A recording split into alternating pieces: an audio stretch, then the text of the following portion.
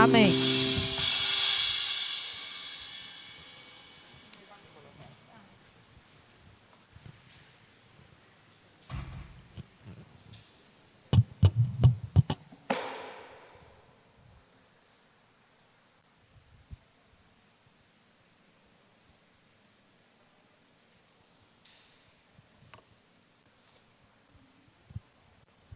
Glória a Deus. Eu cumprimento a todos os irmãos com a paz do Senhor. Em dizer da nossa alegria de estar reunidos mais uma noite na casa de Deus para louvar, glorificar e exaltar o seu santo nome. Nós estaremos hoje dando sequência e concluindo a mensagem que iniciamos na terça-feira passada, na doutrina passada. Então eu peço aos irmãos que abram suas Bíblias na primeira epístola de João, capítulo de número 2. O texto de referência é o texto do verso 25, que diz assim: e esta é a promessa que ele nos fez, a vida eterna. Agradecer a Deus, aos irmãos que estão aqui conosco nesse culto presencial e também os irmãos que nos acompanham tanto na nossa página do Facebook como na página do YouTube. Amém? Semana passada, nós convidamos os irmãos a pensar acerca da vida eterna.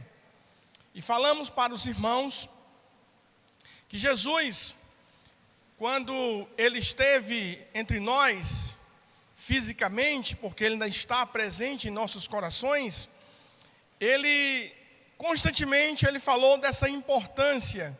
Inclusive, no capítulo 17, o evangelista João diz que a vida eterna é esta quando nós o conhecemos como Senhor das nossas vidas.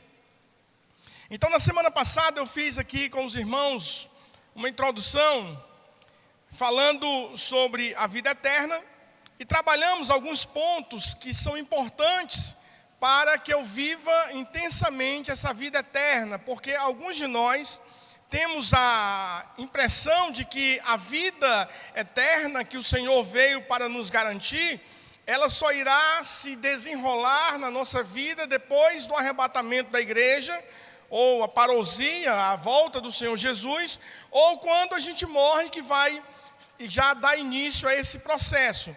Mas se a gente olhar na Bíblia Sagrada, o Senhor já nos garante que já podemos viver essa vida agora.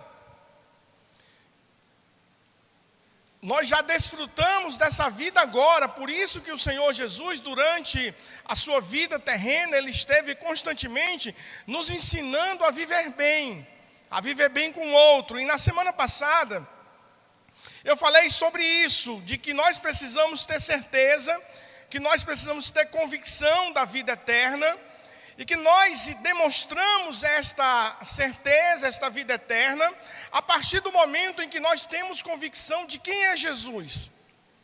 Quem é Jesus?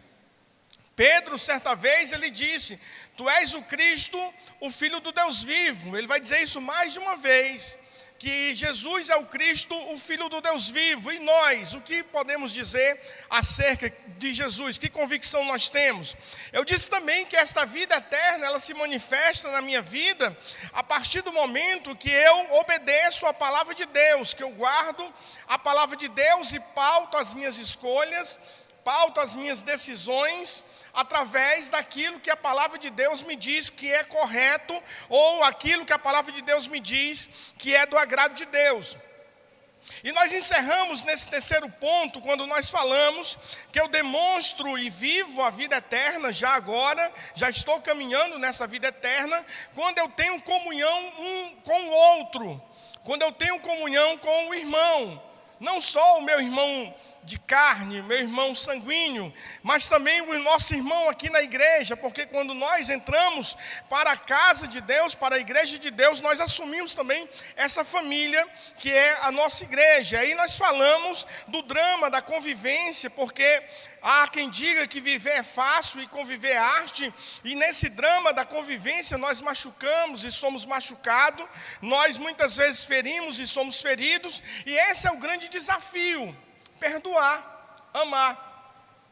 E quando eu estava ainda concluindo esse ponto aqui sobre amar o outro, amar o próximo, eu me deparei com um texto da poetisa mineira Adélia Prado. E a Adélia Prado, ela diz uma coisa que é fabulosa. Ela diz assim: meu Deus, quanto jeito há de amar. Uma personagem põe-se a lembrar da mãe, que era danada de braba, mas esmerava-se na hora de fazer 2 molhos de cachinhos no cabelo da filha, para que ela fosse bonita para a escola. Meu Deus, quanto jeito há de amar. É comovente. Ela segue dizendo: é comovente, porque é algo que a gente esquece. Milhões de pequenos gestos são maneiras de amar. Beijos e abraços são provas mais eloquentes. Exige retribuição física, são facilidades do corpo. Porém, há outras demonstrações mais sutis: mexer no cabelo, pentear o cabelo. Tal como aquela mãe e aquela filha, tal como namorados fazem, tal como tanta gente faz, cafunés. Amigas colorindo o cabelo da outra, cortando franjas, puxando um rabo de cavalo, rindo solta. Quanto jeito há de amar. Flores escolhidas na calçada, flores compradas, flores de papéis, flores desenhadas, entregues em datas nada especiais. Lembrei de você. Esse é o único e melhor motivo para as aleias, margaridas e violetinhas. Quanto jeito há de amar. Um telefonema para saber da saúde, uma oferta de carona, um elogio, um livro emprestado, uma carta respondida, uma mensagem pelo celular, repartir o que se tem, cuidado para não magoar, dizer a verdade quando é salutar e mentir, sim, com carinho, se for para evitar feridas e dores desnecessárias. Quanto jeito há de amar. Uma foto mantida ao alcance dos olhos, uma lembrança bem guardada, fazer o prato predileto de alguém, botar uma mesa bonita, levar o cachorro para passear, chamar para ver a lua, dar banho em quem não consegue fazê-lo sozinho, ouvir os velhos, ouvir as crianças, ouvir os amigos, ouvir os parentes, ouvir. Quanto jeito há de amar. Rezar por alguém, vestir roupa nova para homenagear, trocar curativos, tirar para dançar, não espalhar segredos, puxar o cobertor caído, cobrir, visitar doente, velar, sugerir cidades, filmes, brinquedo. Quanto jeito há de amar. É interessante porque a gente olha aqui e ela nos dá aqui muitas manifestações que eu posso demonstrar a alguém que eu amo. São pequenos gestos que muitas vezes passam desapercebidos, mas os viajantes ou caminhantes da eternidade, como nós estamos falando aqui, são pessoas que atentam para esses detalhes. São pessoas que atentam para esses detalhes, o liberar perdão, o perdoar, o amar, o discutir ideias e não sentimentos. Eu estava olhando ontem o grupo da igreja e foi muito movimentado, com um debate muito bom, um debate salutar, e eu estava justamente pensando, é isso, a gente precisa aprender nessa vida tão difícil que a gente vive, a discutir ideias e não discutir sentimentos, porque quando nós discutimos ideias, nós crescemos, nós amadurecemos, e nós que estamos nessa trajetória da eternidade com Cristo, nós precisamos ter muito cuidado com as coisas que muitas vezes nós guardamos no coração, porque muitas vezes elas podem trazer mágoas ou trazer sentimentos complicados que irão atrapalhar a nossa vida ou a nossa caminhada. Então, amados irmãos, um outro modo aqui que eu quero citar para os irmãos, ainda nesse texto, Que eu não só preciso de ter convicção de quem Jesus é, que eu preciso obedecer a palavra e guardar ela no meu coração, que eu preciso me relacionar com o outro, mas também eu preciso, como diz o próprio texto aqui de João, eu preciso ter cuidado para que eu não ame o mundo. Dá uma olhada, por favor, no verso 15 do capítulo 2, quando ele diz: não ame o mundo, nem o que há no mundo. É interessante falar sobre isso, porque nós tivemos aqui uma série de doutrinas onde nós falamos aqui especificamente sobre este mundo. E nós falamos principalmente, amados irmãos, nós entramos aqui e falamos que esse mundo que João está relacionando, que eu não devo amar, é o mundo que justamente vai me atrapalhar nessa caminhada eterna, que vai me atrapalhar a dinâmica da minha caminhada com Cristo. É interessante, dá uma olhada aí no capítulo 2, do verso 15 ao 17. João, ele vai estar falando aqui não no mundo cosmos, não no mundo pessoas, justamente nesse sistema que domina a nossa sociedade, que hoje nós chamamos de establishment, que é justamente esse conceito ideológico que muitas vezes, amados irmãos, vai norteando as nossas escolhas, vai estabelecendo uma nova ordem social, vai ditando regras, e essas regras, muitas vezes, nós vamos nos envolvendo e nós não vamos percebendo, e muitas vezes vai faltando discernimento, e muitas vezes nós estamos defendendo ideias que são contrárias à palavra de Deus, que são contrárias ao Evangelho. Por quê? Porque esse establishment está me envolvendo, esse mundo que João diz, não devo amar, porque os viajantes ou o caminhante dessa eternidade, amados irmãos, ele tem cuidado justamente com esses autores que são chamados desconstrucionistas. Porque eles vão desconstruir essa ideia da moral cristã, da moral judaico-cristã, vão desconstruir essa ideia do pilar, da palavra de Deus, da verdade absoluta, porque nós já vivemos hoje nesse mundo que tenta nos destruir, espiritualmente falando, nós já vivemos hoje o que eles chamam de pós-verdade. Já não é mais verdade, já é o pós-verdade. E se nós não tivermos, amados irmãos, cuidado ou um discernimento com o que nós estamos lendo, com o que nós estamos assistindo, com o que nós estamos ouvindo, e se faltar o crivo da palavra de Deus, eu me embaraço, porque a palavra diz que até os escolhidos seriam enganados. Por quê? Porque Tiago diz que ele atrai, que ele me engolda, e esse envolvimento vai gerando em mim morte. E muitas vezes eu estou insensível. Olha que coisa interessante. Quando Salomão escreveu o seu livro em Cantares, ele disse que o amor é tão forte quanto a morte. As pessoas que leem assim de forma rápida não conseguem perceber o que Salomão está dizendo. Quando ele diz, o amor é forte quanto a morte, é justamente isso que Jesus está dizendo através de João aqui no Evangelho, na epístola, quando diz, não ame o mundo. Por quê? Porque quando você ama demais uma coisa, a outra perde o sentido. Se eu amo a minha esposa, as outras mulheres perdem o sentido, não me atrai. Se eu amo estar na internet, eu perco totalmente o interesse por interagir com a minha família dentro de casa. Se eu amo estar no videogame jogando, as outras pessoas que estão à minha volta, eu sou insensível, eu sou indiferente. Então é justamente isso que João está dizendo, olha, você que é caminhante ou viajante da eternidade, cuidado, porque o amor ao mundo vai te tornar insensível às coisas de Deus. O amor ao mundo vai te tornar insensível ao toque do Espírito Santo. Tu está na igreja, tu vem cultuar, e Deus fala contigo, mas parece que você não percebe.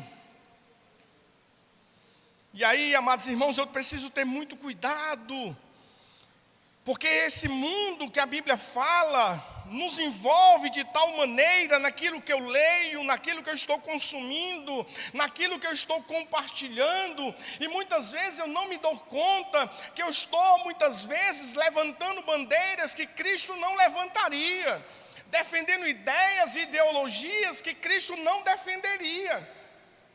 E aí a gente vai se moldar pelo politicamente correto e diz, não, nós não podemos julgar, nós não podemos fazer isso, nós não podemos fazer aquilo. Não, meu irmão, aqui dentro é aquilo que a palavra de Deus diz. Eu não estou preocupado se você acha que eu estou julgando, ou se você acha que eu sou radical. Não, eu preciso, como viajante da eternidade, eu preciso me esmerar naquilo que a palavra de Deus me diz, que é correto.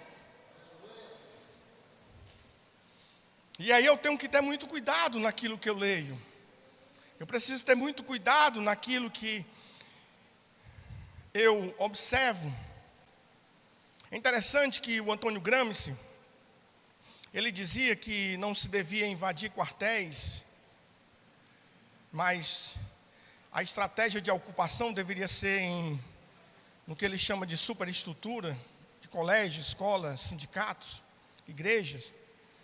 E também ele diz que não precisaria de militantes, mas pessoas que na sua simplicidade defendessem as suas ideias sem mesmo saber que ele existia.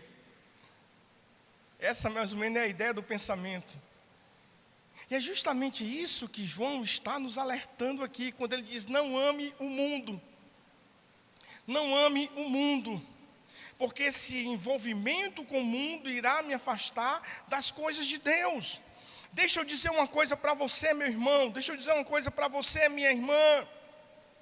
O seu coração é muito pequeno para comportar o amor a Deus e o amor ao mundo. O meu coração é muito pequeno para comportar dentro dele o amor a Deus e o amor ao mundo. Porque quando ele fala aqui de mundo, não é um mundo geográfico. Ele está justamente falando de um sistema. Deixa eu ser mais claro para ti. Lendo aqui o que o Ricardo diz no seu livro. Ele diz assim, o mundo é um sistema que escraviza enquanto promete liberdade. É um sistema que entristece enquanto está prometendo alegria. É um sistema que cansa enquanto está prometendo paz. É um sistema que nos traz fadiga enquanto está prometendo descanso. Esse mundo é uma religião sem relacionamento com Deus. Todas essas forças, elas vão gerando todas essas diferenças e vai nos matando, vai nos roubando ou vai roubando das pessoas as suas próprias identidades. Gera em nós inveja, gera em nós apetite por aquilo que é grotesco e imundo. Esse mundo está presente até na igreja, onde quer que nós estejamos, ele estará presente, porque ele é um espírito, é um sistema, e gera em nós desejos, apetites por aquilo que muitas vezes nos afastam de Deus. Amados irmãos, esse sistema, ele governa a política, governa a televisão, governa a mídia, ele governa todo o sistema de forma a nos envolver de tal maneira que muitas vezes nós nem damos conta que estamos nos afastando de Deus. Eu já citei esse exemplo aqui e vou repetir para vocês que me assistem e que me ouvem. Se você for à praia, e você vai deixar sua família lá na barraca, e você vai adentrando a praia. E sem perceber, ao passo que você vai adentrando, a onda vai te deslocando para a direita ou para a esquerda. A onda vai te deslocando e tu não percebe. Na tua imaginação, tu está indo em linha reta. Na tua imaginação, tu está seguindo em linha reta. Mas só que ao momento em que você dá um passo atrás do outro, a onda vai te deslocando para a direita ou para a esquerda. Chega um determinado momento, tu olha para trás e diz, cadê todo mundo? Será que foram arrebatados? Cadê todo mundo que eu não estou vendo?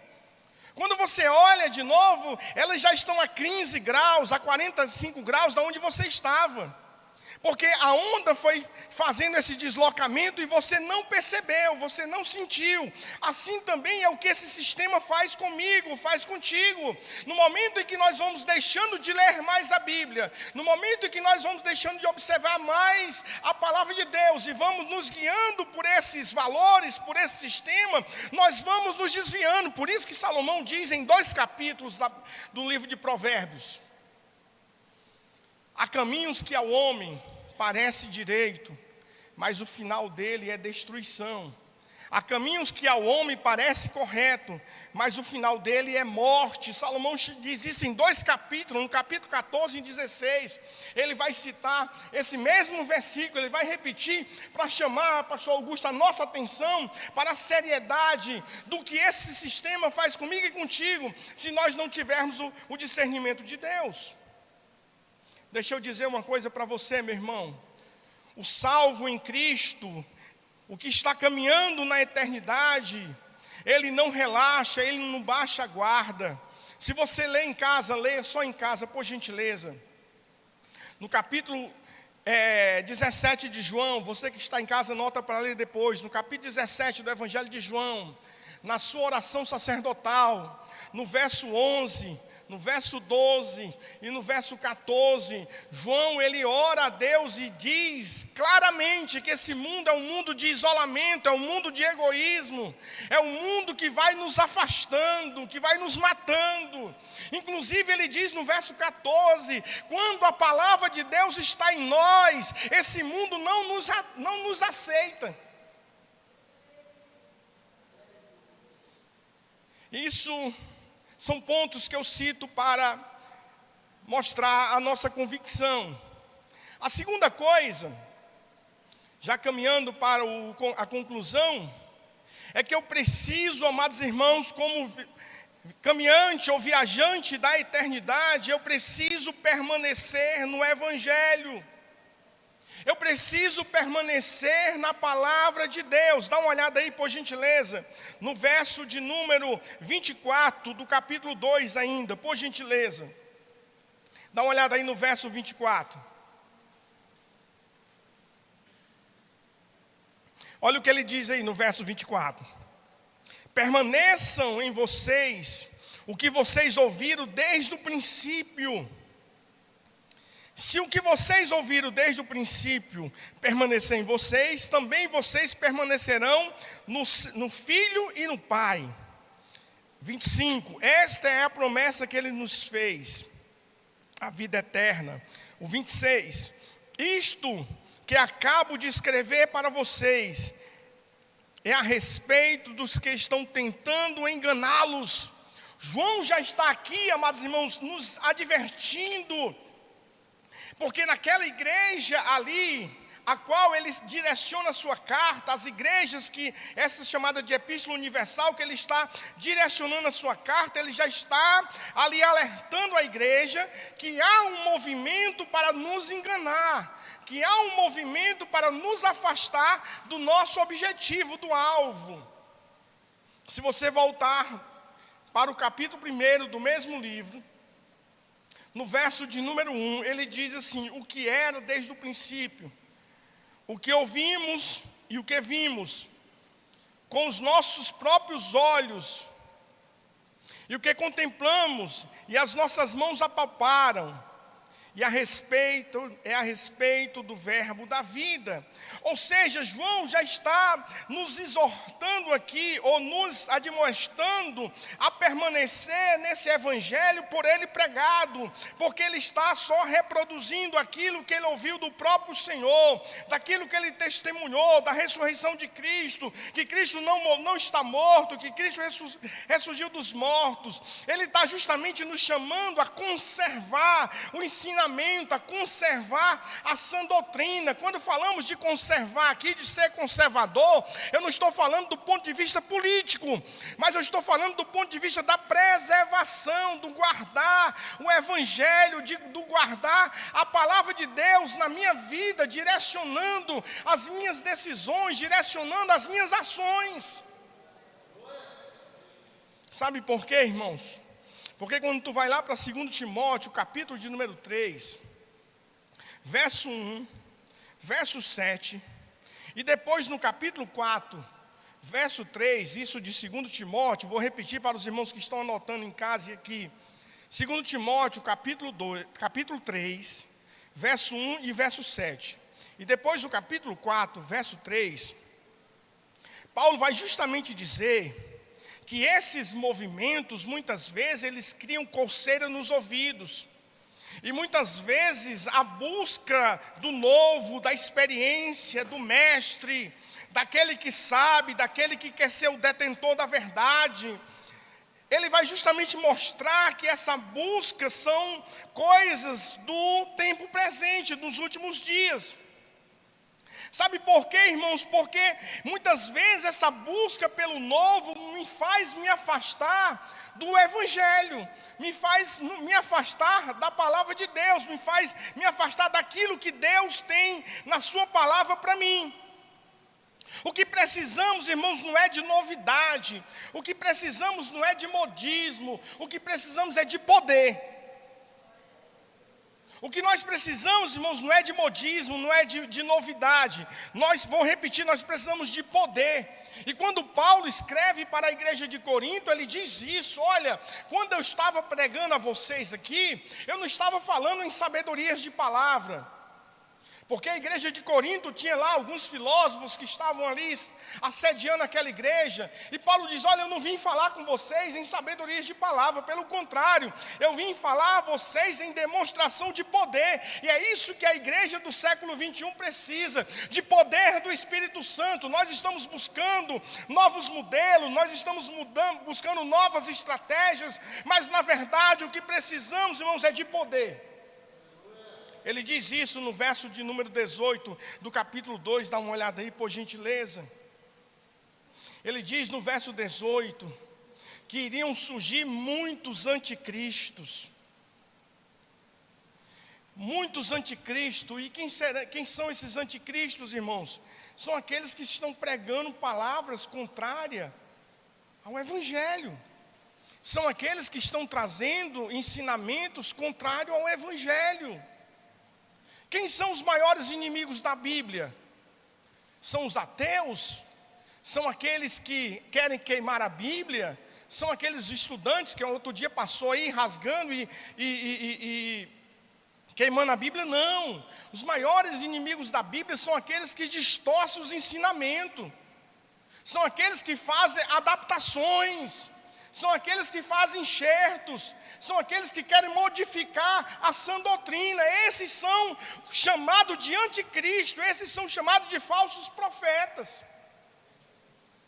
Sabe por quê, amados irmãos? Deixa eu dizer uma coisa para você. Uma das características do espírito do anticristo operando em nossos dias é essa obsessão por novidade, é essa obsessão por novas doutrinas, é essa obsessão por novos modelos.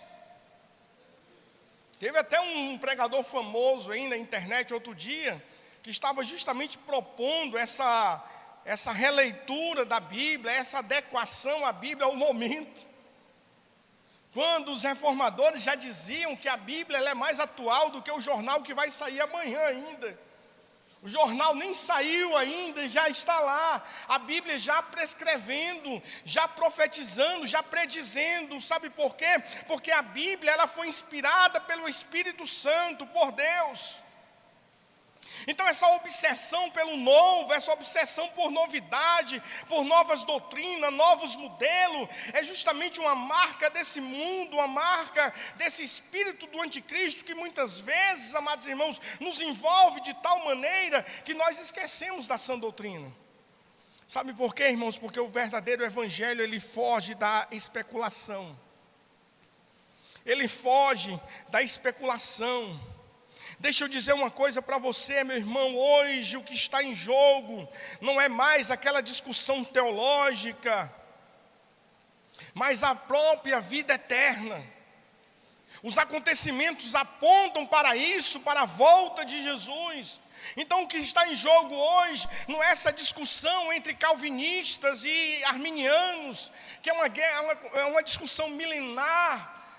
Há mais de séculos se debate isso. Quem tem razão são os arminianos, não são os calvinistas, não são os calvinistas, não, são os amilenistas, são os e aí vem um monte de discussão. Não, hoje, amados irmãos, o que nós devemos ter cuidado é com o liberalismo teológico que tem entrado dentro das nossas igrejas, e esse liberalismo tem trazido um novo comportamento, tem trazido uma nova relação com o sagrado, está muitas vezes nos banqueteando com novas formas, com novos modelos que são contrários à palavra de Deus,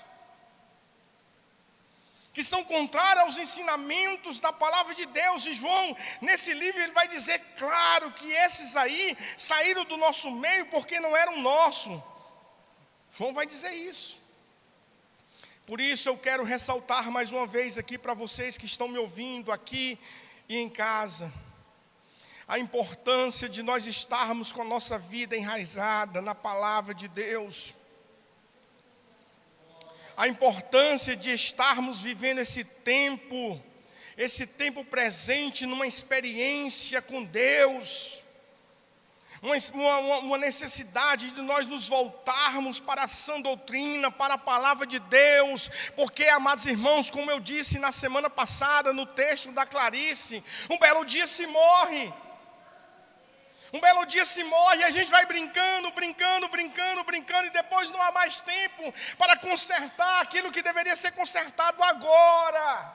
Por isso que o Senhor disse: hoje você ouviu a voz do Espírito Santo, não endureça o seu coração. As pessoas hoje, irmãos, não querem mais sentar para aprender. Quando eu falo, não é só a igreja não, eu digo sentar em casa muitas vezes para ler um bom livro, para ler a palavra de Deus. Há muitas pessoas que querem fazer a obra de Deus, mas não têm paciência de sentar e ler, de ler a Bíblia. Há muitas pessoas, amados irmãos, que estão ensinando o quê? Se não estudam a palavra. Aí vamos pregar o senso comum, vamos ensinar o senso comum. E João está justamente dizendo da importância de nós estarmos aqui enraizados na palavra. E deixa eu dizer uma coisa para você. Há uma diferença muito grande entre nós e os nossos pais. Falo da igreja. Nas décadas passadas. Porque nas décadas passadas, os nossos pais, falo pais fundadores da nossa igreja, nós tínhamos muitas pessoas que eram analfabetos, que não sabiam ler, mas que se esforçavam para memorizar versículos, porque eles tinham que pregar e eles não sabiam ler, então eles se esforçavam. E hoje, amados irmãos, com todo o recurso que temos, Bíblia de todos os jeitos, para todos os gostos, Bíblias comentadas, Bíblia da mulher, Bíblia do adolescente, Bíblia da criança, Bíblia do obreiro aprovado, e Bíblia pentecostal, Thompson, Shed. É Bíblia que não acaba mais. Se você for comprar uma dessas, para cada uma você não tem como colocar em casa, porque são Bíblias demais. E mesmo assim vivemos um profundo analfabetismo bíblico. Mesmo assim somos, amados irmãos, assim confrontados com essa realidade, porque vivemos um analfabetismo bíblico. Muitas vezes eu sou incapaz de dizer, antigamente era o time, antigamente era a seleção brasileira. Então a gente dizia com facilidade os 11 jogadores. Hoje não, hoje alguém pode dizer o nome de todos os ministros do Supremo, pode dizer o nome de todos os deputados, senadores aí da sua região. Mas muitas vezes somos incapazes de dizer os personagens bíblicos. Somos incapazes de contar uma história bíblica. Estamos nos acostumando a caminhar com a Bíblia, mas não abri-la para ler, para orar, para aprender. E eu preciso dizer para vocês, meu irmão, nós estamos caminhando rumo à eternidade. Nós estamos caminhando rumo à eternidade. E nós precisamos conhecer mais. A história conta que George Whitefield, certa vez ele se encontra com um amigo, uma pessoa lá na Inglaterra, e ele pergunta para essa pessoa: o que você crê? E a pessoa responde para o George Whitefield: eu creio no que a minha igreja crê. Aí ele pergunta: mas o que a sua igreja crê? Aí ele diz: na mesma coisa que eu creio.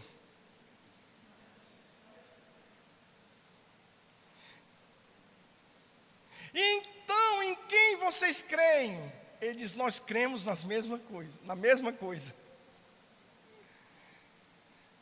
Você entendeu? Ele pergunta: em quem você crê? Ele diz: eu creio no que a minha igreja crê. E o que a sua igreja crê? Ele diz: ela crê no que eu creio. Pois em quem vocês creem? Você e a sua igreja? Não, nós cremos nas mesmas coisas.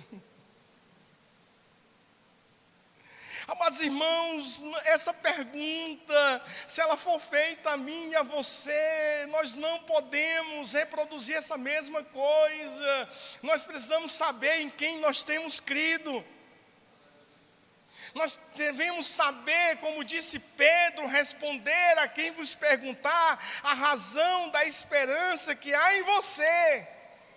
Quando Pedro diz assim, responder a quem te perguntar, ele diz responder com mansidão. Sabe por quê? Porque quem tem convicção não briga. Você já prestou atenção? Você já teve paciência para assistir ali a transmissão de um debate na Câmara dos Deputados? No Senado? Você já teve?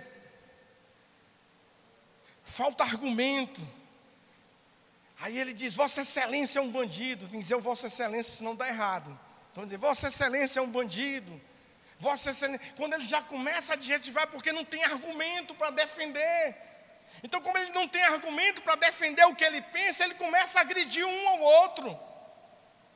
Eles já vão se agredindo, por quê? Porque falta argumento. Quando Pedro diz assim: você está pronto para responder a quem vos perguntar a razão da sua esperança, mas responder com mansidão, não é brigando, não é discutindo, é responder com convicção. Então, se nessa noite, amados irmãos, alguém aí fora perguntar em quem você crê, você está preparado para responder? Se você não está, então está na hora de rever seu relacionamento com Deus. Desde Martyn Lloyd-Jones, ele diz assim: a vida do cristão é um enigma para o mundo. A vida do cristão é um enigma para o mundo. E ele diz que se nesse quesito você não se torna um enigma, então você precisa rever a sua experiência, a sua confissão. Você precisa rever a sua confissão de fé. Porque é um enigma, porque o mundo muitas vezes não entende, porque mesmo no mundo tão caótico, mesmo no mundo tão incerto, mesmo no mundo cheio de conflitos, há em nós essa esperança de que se nós morrermos agora, nós estaremos com Cristo. E se for o arrebatamento da igreja, nós estaremos com Cristo. Nós não temos dúvida em quem nós servimos, a quem nós servimos. Porque o texto diz que esta é a certeza que Ele nos deu, a vida eterna. Deixa eu dizer uma coisa para você, meu irmão. A promessa que Deus nos fez, a vida eterna, e nós estamos caminhando nela, ela está de acordo com a grandeza de Deus. Ela está de acordo com o poder de Deus, com a divindade de Deus. Ninguém poderia te dar esta convicção, somente Deus. E eu encerro agora. Eu quero encerrar agora com um pensamento do Hernandes. Quando ele diz assim: a constância é uma marca dos salvos. A constância é uma marca dos salvos. Os que caem e deixam a igreja total e infinitamente, nunca dela fizeram parte. Nem todos os membros da igreja visível fazem parte da igreja invisível. Nem todos os membros comungantes na igreja, professos e batizados, são necessariamente membros do corpo de Cristo. Nem todos os que têm os seus nomes arrolados na igreja têm seus nomes escritos no livro da vida. Somente o Senhor conhece os que lhe pertencem. Nem todos os que estão na igreja realmente pertencem à igreja. Aqui, quando o Hernandes faz esse comentário, ele não está fazendo acepção de pessoas, nem está excluindo ninguém. Ele está dizendo o seguinte: o Senhor sabe nesta noite quem realmente tem convicção. O Senhor sabe nesta noite realmente quem está com a sua vida pautada nesse evangelho, quem realmente está preparado e quem realmente está caminhando. Sabe por quê, irmãos? Porque aqui não é o tanto que eu sei, o tanto que eu li, mas é o tanto que eu estou comprometido com aquilo que eu li, o tanto que eu estou comprometido com aquilo que eu sei. Aqui não importa se você sabe muito ou se você sabe pouco.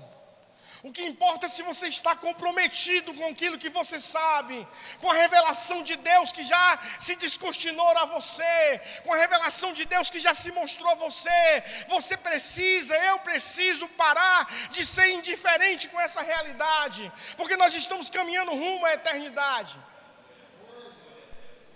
Nós estamos caminhando rumo à eternidade, eu preciso abraçar essa realidade. Sabe por quê, irmãos? Porque Paulo diz que essa leve e momentânea tribulação que nós passamos aqui, ela irá redundar a nós em peso de glória. Ela vai redundar a nós em peso de glória. Por isso que precisamos dessa convicção. Que Deus em Cristo te abençoe. Que Deus em Cristo possa estar te abençoando e